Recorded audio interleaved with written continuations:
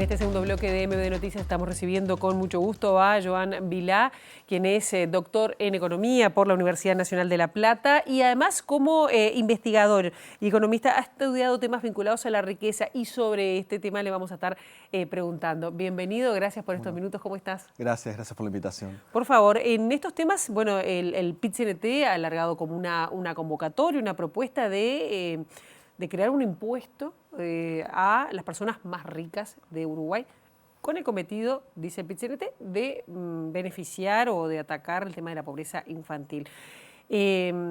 Vos que has trabajado puntualmente en este tema, ¿cómo ves la viabilidad? ¿Por qué este tipo de impuestos? Si se podría cobrar además, Sí. ¿no? Bueno, esto sale como un trabajo más, digamos, académico con Mauricio de Rosa. Nosotros hace años que venimos como trabajando estos grupos de altos ingresos y riqueza. Bueno, el PIT-CNT lo tomó como parte de la plataforma y creo que la repercusión es un poco también porque es parte de esa plataforma y también porque toca como muchas cosas de rol del Estado, justicia, quién debe pagar más. Toca como muchas cosas. Nosotros en los que nos enfocamos es si es viable o no esto, más allá de la discusión de hacia dónde avanzar. Entonces hay como dos aspectos. Primero es, queremos hacer esto, queremos avanzar hacia esto, por ejemplo, porque creemos que hay un problema muy grande de pobreza y desigualdad. Y después de acordar eso, que creo que hay más o menos un acuerdo, veamos cómo viabilizar esto. Y ahí es donde nos enfocamos con Mauricio de cómo podría viabilizarse un impuesto al 1% más rico. Claro. No, todavía no vamos a hablar de los acuerdos políticos porque el gobierno ha dicho que por ahora esto no está sobre la agenda.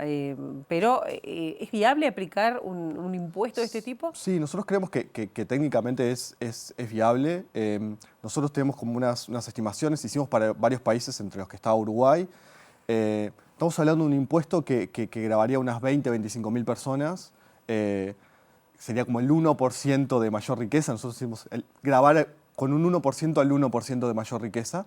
Y eso sería un grupo de personas que tienen más de $1 millón de patrimonio, ¿no? de un stock de Personas, no sociedades. No, personas. Sí, nosotros siempre estamos hablando acá de grabar personas físicas, digamos, personas. En la parte de las empresas como que la dejamos un poco de lado, digamos, en este análisis, porque funciona un poco mejor. Digamos. Hasta ahora el impuesto a las rentas y al patrimonio de las empresas, efectivamente Uruguay recauda y funciona un poco mejor. Estamos como más, digamos, flojos en la parte de personas y es ahí donde nos focalizamos. Decimos, bueno, creemos que si hay unas necesidades de financiamiento, por ejemplo, para atacar la pobreza infantil o para otras necesidades urgentes, creemos que ahí hay una fuente de recursos y bueno, eso, serían como unas 20.000 personas que tienen más de $1 millón de patrimonio, pero con gente que tiene mucho más, o sea, gente que tiene $1.000 millones de patrimonio. ¿Acá en Uruguay? Hay dos uruguayos, Bueno, nosotros lo repetimos. ¿hombres? Porque decís uruguayos. Sí, hay dos uruguayos en la lista de millonarios, hay una lista de millonarios del mundo, hay dos uruguayos que tienen algo así como 1.100 millones de dólares. Entonces tenemos desde 1 millón a 1.100, en el medio gente con 10, 100 millones de dólares. Estamos hablando de ese grupo de personas, de patrimonio. Y que básicamente concentran mucha riqueza. O sea, ahora, hay gente que dice que ya están gravados por el impuesto del patrimonio. Bueno, ahí es la distinción que te hacía. En realidad, el impuesto al patrimonio de las empresas, ese digamos que funciona más o menos bien. El impuesto al patrimonio de las personas físicas se dejó un poco de lado. Creo que fue parte de una búsqueda en la reforma tributaria y se fue bajando su tasa. O sea, ahora la tasa es 0,1, o sea, es casi inexistente y no lo paga casi nadie. Digamos. O sea, el impuesto al patrimonio de las personas casi nadie lo paga. ¿Y el IRPF? El IRPF sí. Entonces, ahí está la separación. O sea, una cosa es a los ingresos, como al flujo de ingresos que te genera, y otra cosa al patrimonio. Nosotros ahora decimos, enfoquemos un poco en el patrimonio. Esta gente tiene mucha riqueza, con una tasa de 1% sobre eso. Claro. ¿De qué sectores son estas personas, estos 25.000 compatriotas? Bueno, algo importante de todo esto es que no tenemos una lista de 20.000 personas con cuánto tienen, ¿no? Esto como una primera aclaración. O sea, nosotros como Mauricio es un esfuerzo muy grande por reconstruir esa riqueza a partir de pistas bastante indirectas. O sea, realmente sabemos muy poco de esto. Entonces, una primera cosa que nosotros decíamos es necesitamos tener más información. Nosotros creemos que las autoridades, la DGI, el Banco Central, tienen mucha más información que nosotros. Eso está bien, que ellos tengan más información que nosotros. Pero digo, creo que podrían hacer un esfuerzo para conocer un poco más esto. Entonces, nosotros tenemos algo de registros tributarios de sus ingresos. Entonces, a partir de ahí y de estas listas de millonarios, podemos reconstruir más o menos cuánta riqueza tienen, pero no conocemos mucho más. Claro. O sea, nosotros sabemos que en Uruguay hay mucha riqueza inmobiliaria, campos, casas, apartamentos, etcétera, y algo de riqueza financiera, pero exactamente quiénes son y cuánto tienen no lo sabemos. Y si lo ponen sociedades anónimas ante esto, tampoco se sabría. Claro, claro. O sea, ahí hay que pensar todo esto y hay que pensar cómo juega este impuesto a las personas con el de las empresas, ¿no? Para no solapar o para que no paguen dos veces. Duplicar, claro. Claro, todo eso hay que diseñarlo con mucho cuidado. ¿Cómo se aplicaría? Bien, nosotros ahí creo que la información está, o sea, no la tenemos nosotros, pero creemos que la información en general está, y en realidad la estructura, digamos, tributaria ya está armada. O sea, porque el impuesto al patrimonio de las personas existe. Entonces, creo que una forma de hacer esto, o un camino para hacerlo, es fortalecer ese impuesto. Claro. Fortalecerlo es evaluar los bienes correctamente, ver esta lista de gente quién es y poner unas tasas que sean razonables y que generen una recaudación más o menos relevante. ¿Cuánto sería esa recaudación? Bueno, nosotros estamos hablando, ustedes? nosotros estimamos que poniendo un 1% a este grupo de gente, recaudaría algo así como 1% del PBI. Esos son casi 800 millones de dólares. O sea, ¿cuánto? 800 millones de dólares. O sea, son recursos... ¿Al año? Al año, son recursos importantes.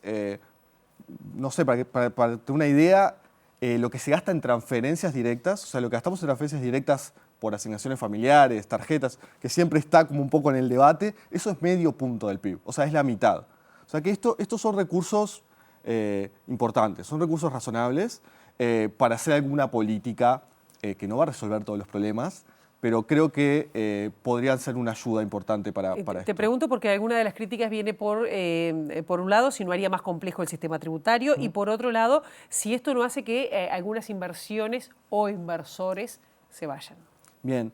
En términos eso de más complejo, creemos que no. O sea, hay que diseñarlo bien y ahí necesitamos ayuda de contadores, abogados, etcétera, pero digamos, creo que se puede hacer, es factible. Y lo otro, respecto a ese como miedo de, yo digo como me rompes la economía, ¿no? O sea, me pones un impuesto de corrida. Y claro, se te van las inversiones, que eso es lo que debería importarnos. La evidencia internacional para países desarrollados, pero también, por ejemplo, para Colombia, en donde este impuesto existe, no dice que los efectos sean gigantes. O sea, obviamente los más ricos van a intentar eludir como puedan esto, podría haber algún riesgo de migración, de evasión, pero siempre son bastante chicos esos efectos. Entonces, incluso incorporando la idea de, bueno, va a haber un porcentaje de gente que no la vas a agarrar o que se te puede ir, la recaudación sigue siendo relevante. Y lo más importante, digamos, los efectos como que nos deberían importar más, que es en inversión, en empleo, esos siempre son muy chiquitos. O sea, la evidencia internacional lo que dice es, con estos impuestos, siempre con una tasa razonable como estamos hablando, no te rompe la economía. O sea, no es un riesgo tan grande, pero digamos, entiendo la preocupación. Claro, ¿y qué experiencia hay en el mundo? Es decir, que ¿cuántos países, por ejemplo, en América Latina se aplica? En Europa sé que se debate un poco más todavía. Es más en Europa es como mucho más frecuente esto. Bueno, Suiza es típicamente esto, pero los países nórdicos, Francia, que también sube y baja sus tasas dependiendo un poco de los gobiernos, pero digamos, está en España también, o sea, en Europa está más instalado. Acá en América Latina sí es más raro. Colombia, como te decía, lo tiene, y ha habido experiencias como más transitorias, pero no de este estilo de gravemos al 1% más rico, sino más una especie de impuesto al patrimonio que nosotros también en realidad tenemos desde la década del 60. Entonces, tampoco ni siquiera estamos diciendo de crear un nuevo impuesto. O sea, nosotros creo que como con la estructura que está, se puede pensar un nuevo impuesto, pero digamos, con la estructura que está, uno podría pensar en fortalecer lo que tenemos. ¿Sí? Justo ayer te comentaba que leí una nota, un informe en El País de Madrid que decía que 7 economistas galardonados con el premio Nobel decían que estaban propugnando por un impuesto mínimo de 2%, justamente hablaba de multimillonarios, Sí. que no sería o sería menos el caso acá. Quizás sería menos el caso. A mí esa propuesta hace un par de años que está en discusión. Esto también es importante porque esta discusión está en el mundo. O sea, actualmente se está discutiendo, está ese impuesto mínimo a las empresas que lo discute el G20. O sea, no es tampoco algo digamos, trasnochado o un invento así muy descolgado. Y ese impuesto es interesante, la propuesta de ellos, porque lo que dicen es, bueno, que paguen 2% estos millonarios en concepto de todos sus impuestos. Entonces, sumemos lo que ya están pagando, porque también está ese argumento, ¿no? Yo ya te pago por IRPF, te pago por otros impuestos. Bueno, sumame todo eso y después complementemos para llegar al 2% de tasa sobre el patrimonio. ¿Se entiende? Sí, Entonces, sí. es como una vueltita más. Eso sí lo hace un poquito más complejo, pero es más o menos la misma discusión que estamos teniendo acá. Bien, la discusión está planteada en el país. Joan Milá, muchísimas gracias por ahora y veremos cómo sigue avanzando este tema. Sí, bueno, muchas gracias.